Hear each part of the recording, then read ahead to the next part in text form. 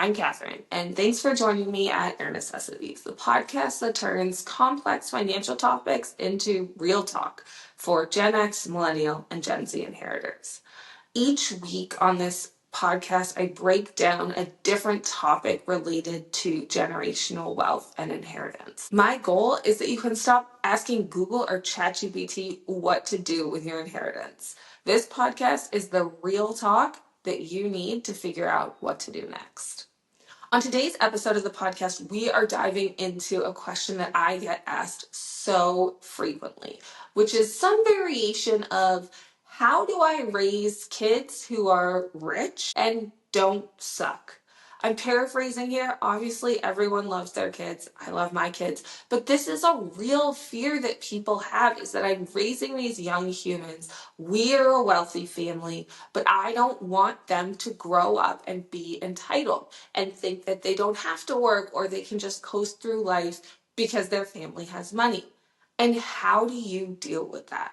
So we're going to be tackling some of the lessons that I've learned, both as a parent, as someone who grew up in a family that successfully passed down wealth and values around money across generations, and also as someone who has worked with countless families as an investment advisor and has seen what happens when this goes right and all of the ways that it can go wrong. I want to frame this conversation. When it comes up about raising money smart kids, the first thing that a lot of people are going to say is, oh, are you using those spend, save, give jars?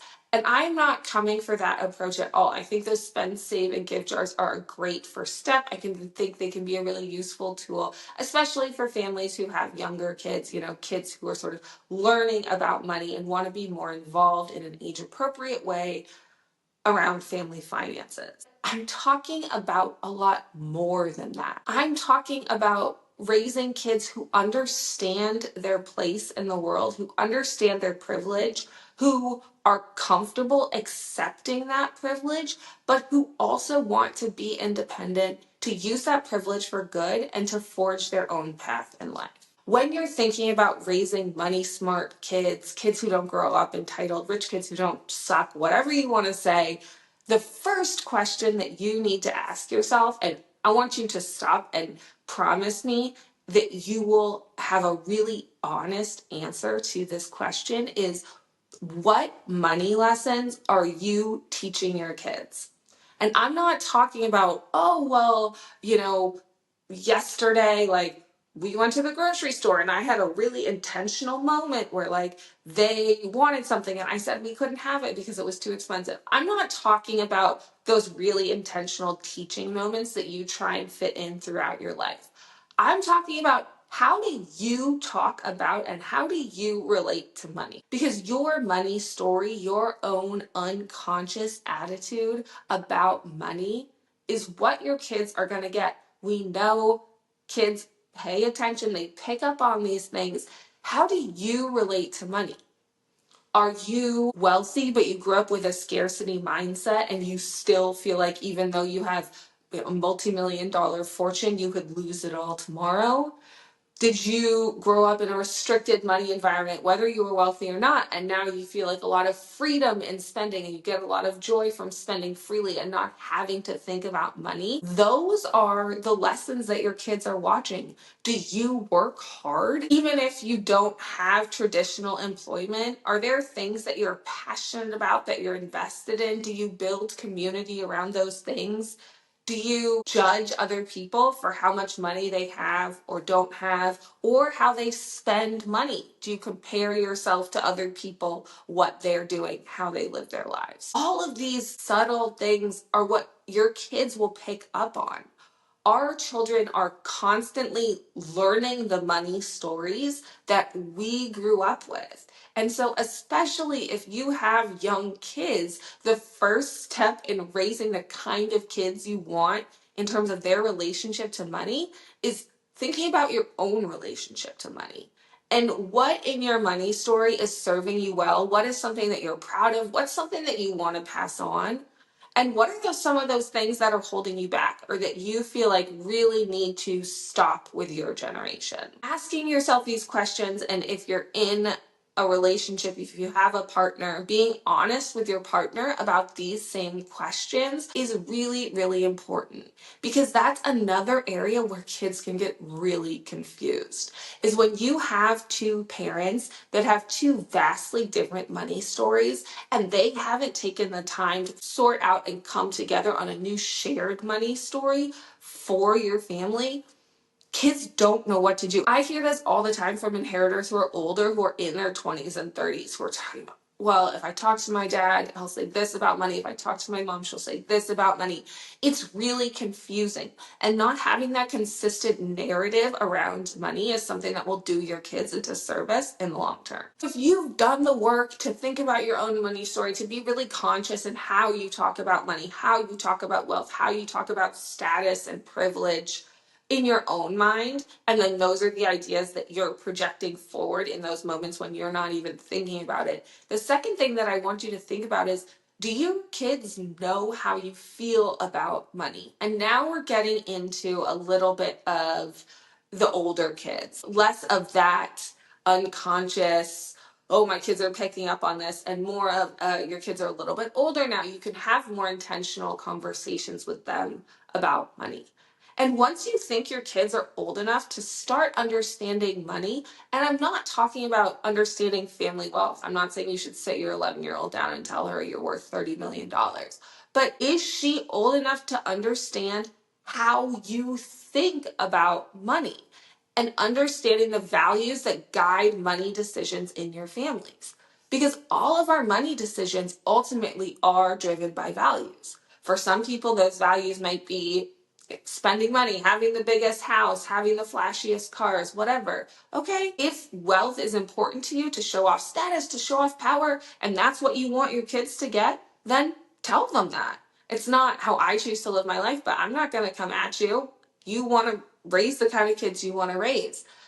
If you are a person who has a lot of wealth and lives a more modest wealth style relative to the amount of wealth you have, I'm not saying that you actually live a modest lifestyle, which is more of where my family fits and more of where my clients at Sunny Branch fits, then it's about introducing the concept of why that is. We have wealth. So when we say things are too expensive or those aren't things we do, we're not saying that we can't afford them. We're saying that we choose not to do them. Why? Why do you choose not to do them? These are the kind of questions that littler kids and preteens, early teenagers have about money. And when you're thinking about how you want to form someone and their attitudes around money, they need to know these things because they're looking at you and they're wondering, why? And so you can start supplying these answers with values-based discussions around money. And then use those values-based discussions as kids get older and older to start putting some numbers there and start introducing a little bit more about family wealth and money. I should have said this at the top, but I do not think hiding the amount of money that you have from your kids is a good idea. Again, I'm not talking about telling a 13-year-old that you're worth $30 million. But when you have older teenagers or kids in their young 20s, I hear over and over and over again, I don't want to tell them, I don't want to confuse them, I don't want them to think they don't have to work. Your kids are not blind. They can figure out that there's money there. And conversely, if you have done such a good job of living a modest lifestyle that they can't, they are going to be so confused when they find out. I deal with the repercussions of people hiding information about family wealth every day when I'm working with inheritors in their 20s and 30s and 40s. And no one says, oh, I'm so glad that my parents didn't share these details about me in an age appropriate way when I was ready to handle it. And as your kids get older, as they get into their later 20s and their 30s, you now have fully formed adults and waiting to share information until they're trying to make decisions about their own lives and sort of incorporate their own attitudes towards money doesn't do anyone a service. So as I work with clients on these issues at Sunny Branch, I always push, again, in an age-appropriate way, in a way that works for families, but for more honesty, openness, and transparency around family wealth conversations. Which leads me into my third point. Do your kids understand money?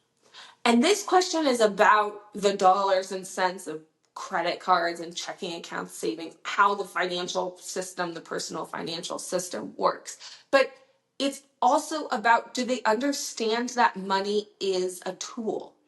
Do you think that money is a bad thing? Do you think that money is a good thing? Or do you view money as a tool? And this is where education is a really important part of things, to teach your kids about that financial system, how it works, but also to explain how money is used in this world, that money is a tool. It's not something that is inherently good or bad, in my view. It's a tool that can be used to benefit yourself. It can be used to benefit others. And explain and show that money is a tool, that money doesn't convey inherent worth, and that money is something that can be talked about. Because this is, again, going back to the secrecy, this is the biggest trap that families fall into. They don't know how to talk about money, and so they never get started. And then it's too late, and you have people in their 60s and 70s with kids who are in their 30s saying, I don't know how to talk to my kids about money. I don't think they're ready. I'm not saying you can't come back from that, but for most people, that ship has sailed. And now you have people who are trying to build their own lives and want to have these conversations with you about family wealth and about all of these questions they have, but there's no openness because these conversations have never happened. We as parents are never going to be perfect. I'm going to mess this up. You're going to mess this up. That's fine. But like with all other parenting challenges, the key piece is creating open lines of communication, setting your expectations, setting your boundaries, and then creating a safe space where kids can ask these questions. And as they grow up and they ask harder questions, you're not afraid to answer them. It's gonna be uncomfortable for you, but I promise it will benefit your kids in the long term. If you've made it to the end of this episode, I wanted to let you know that in the next 6 to 12 months, I am working on creating a group about kids and money for moms specifically. If that is something that you are interested in, if you are working on trying to raise money smart kids, if it's something that keeps you up at night, please shoot me an email, Catherine@sunnybranchwealth.com, or send me a DM on Instagram. I'm starting a list of people who might be interested, so let me know. I'll catch you on the next episode of Air Necessities, and if you need to find me in the meantime, all that information is down below in the show notes.